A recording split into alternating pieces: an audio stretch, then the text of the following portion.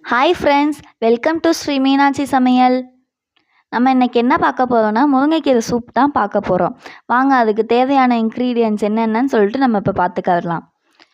ஒரு பவுல் ஃபுல்லாக நான் முருங்கைக்கீரை எடுத்துருக்கிறேன். நீங்கள் உங்கள் தேவைக்கேற்ப எடுத்துக்கோங்க. அதுக்கப்புறம் 2 கேரட் துண்டு துண்டாக நறுக்கி வச்சுருக்கிறேன். அதுக்கப்புறம் ஒரு மீடியம் சைஸ் தக்காளி, ஒரு மீடியம் சைஸ் வெங்காயம் நறுக்கி வச்சுருக்கிறேன். அதையும் நம்ம இப்போ எல்லாத்தையும் வாஷ் பண்ணிட்டு குக்கரில் சேர்த்துக்கலாம். நான் இப்போ எப்படி பண்ணுறேனோ அதே மாதிரி நீங்களும் சேர்த்துக்கோங்க ஃப்ரெண்ட்ஸ். முருங்கைக்கீரையில் எவ்வளோ பெனிஃபிட்ஸ் இருக்குதுன்னா, அது வந்துட்டு முடி வளரணும்னு நினைக்கிறவங்களுக்கு முடி நல்லா வளரும். உடம்புல ரத்தம் இல்லாதவங்களுக்கு ரத்தம் நல்லா ஊறும். நீங்கள் நான்வெஜ் சாப்பிடாதவங்களா இருந்தீங்கன்னா இதை நீங்கள் எடுத்துக்கலாம். இப்போ எல்லாத்தையும் நம்ம சேர்த்துக்கலாம் ஃப்ரெண்ட்ஸ். ஃபஸ்ட்டு நான் முருங்கைக்கீரை வாஷ் பண்ணிட்டு ஆட் பண்ணிக்கிறேன்.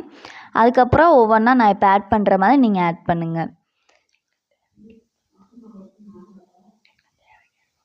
உங்கள் தேவைக்கேற்ப நீங்கள் போட்டுக்கோங்க. நான் 4 பேருக்கு போடுறதுனால இவ்வளோ முருங்கைக்கீரை ஆட் பண்ணியிருக்கிறேன்.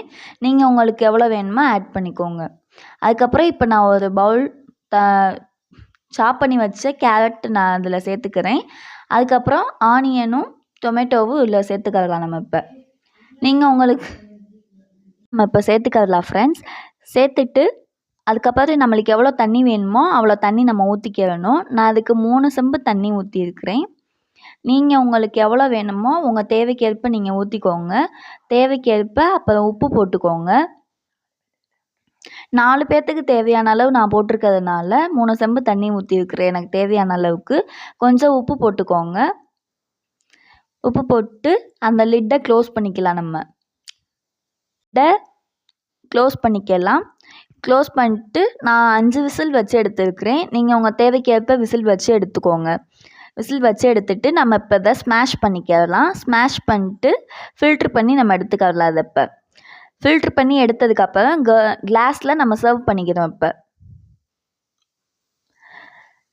நான் 2 கிளாஸில் சர்வ் பண்ணிவிட்டு அது மேலே கொஞ்சமாக பெப்பர் தூள் போட்டிருக்கேன். நீங்கள் உங்கள் தேவைக்கு நீங்கள் அது உங்களுக்கு வேணும்னா போட்டுக்கலாம், இல்லைன்னா ஸ்கிப் பண்ணிக்கோங்க. தேங்க்ஸ் ஃபார் வாட்சிங் ஃப்ரெண்ட்ஸ். இந்த மாதிரி நிறைய வீடியோஸ்க்கு நம்ம சேனல் சப்ஸ்கிரைப் பண்ணிக்கோங்க.